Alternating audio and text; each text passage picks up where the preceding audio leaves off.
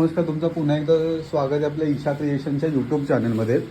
तर आता आपण पोचलो आहे कारखान्यात. पहिले म्हणजे आपलं स्वामींचं दर्शन घेऊया.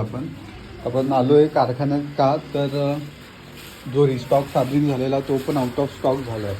तर मॅडमला विचारूया काय आता जो फॅब्रिक काय होती स्टॉक परत आउट ऑफ स्टॉक झाला. आता काय जे आहे ते विकायचं.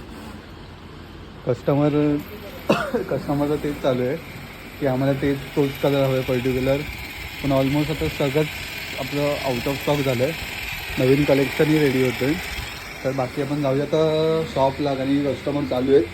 थोडंफार तिथलं पण बघून घेऊया. तर कारखान्यातून निघालो आपण शॉपला यायला. आणि शॉपला आल्याच्या नंतर बघतो काय तर आज मस्तपैकी कस्टमर होते आपल्याकडे, कारण की गर्दी खूप होती.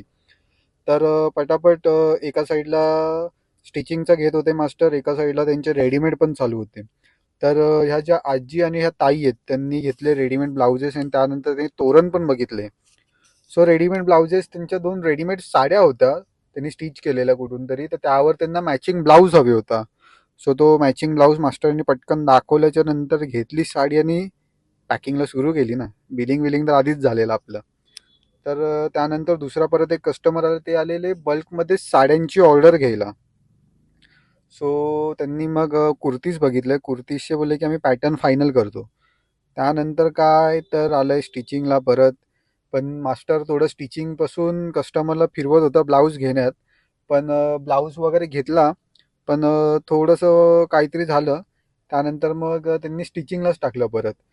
ओव्हरऑल आपली फिटिंग तर परफेक्ट आली. मग ते बोलले की तुम्ही तुमच्या मापानेच शिवा.